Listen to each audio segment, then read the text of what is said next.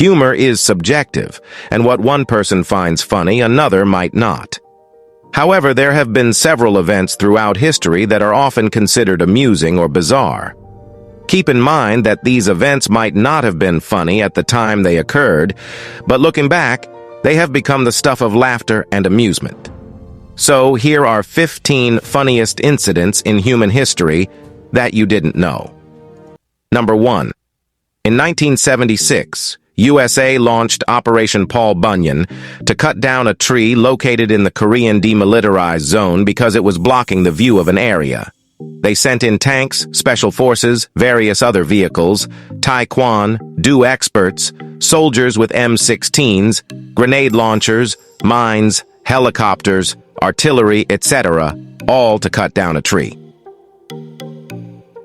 Number 2. King Pyrrhus of Epirus was killed in 272 BC during a battle in a city when an old woman threw a tile at him, which knocked him out and allowed an enemy soldier to finish him. Number 3. In World War II, 2 bombing squadrons were sent by American to the same location to bomb it, except one of them accidentally showed up thousands of feet lower down than the other one. Neither of them saw each other until they had already started bombing. Miraculously, none of the lower planes were hit by the higher planes, and the Germans all thought they had come up with an ingenious bombing strategy to bomb an area twice as much. It scared the Germans that the Allies had this level of skill. Number 4. General J. Sedgwick's last words during the American Civil War were, "They couldn't hit an elephant at this distance," before being shot under the left eye that killed him. Number 5. The direct cause of World War I was Archduke Ferdinand of Austria's assassination. What many people don't know is that the initial assassination attempt failed when the bomb blew up the car behind Ferdinand's. The only reason he was assassinated is because one of the terrorists, a Serbian organization called the Black Hand, stopped to buy a sandwich and saw Ferdinand in the store. Number 6. Also, the man who threw the grenade that blew up the car behind Franz Ferdinand did not know the grenade had a 10-second timer. It gets better.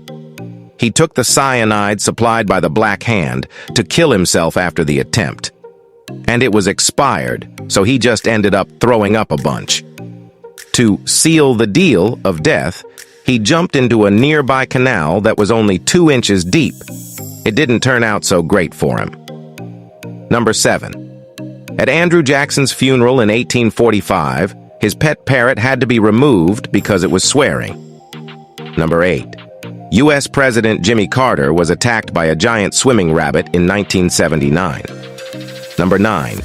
During World War II, Russia used dogs that were strapped with bombs to destroy enemy tanks.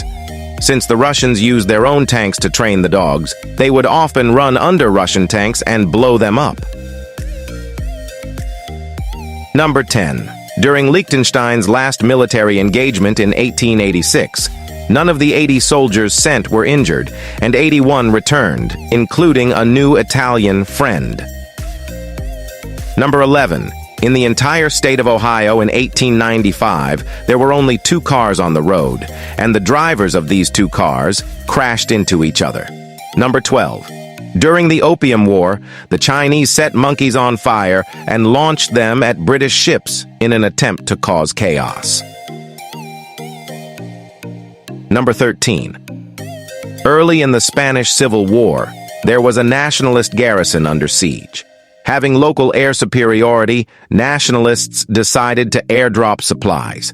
The humor comes from their chosen method of making sure the packages got to the ground without being damaged. They didn't use a parachute, but instead they strapped a turkey to each packagee.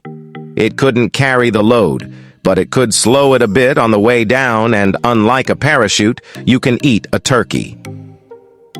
Number 14. In 1618, some Catholics and Protestants were settled religious disputes in Prague when a Protestant threw a Catholic out of a 3rd-story window. The Catholic claimed that the hand of God saved him, while the Protestants claimed that God mocked them cause they survived by letting them fall into a carriage of horse crap. It started a large conflict. Number 15.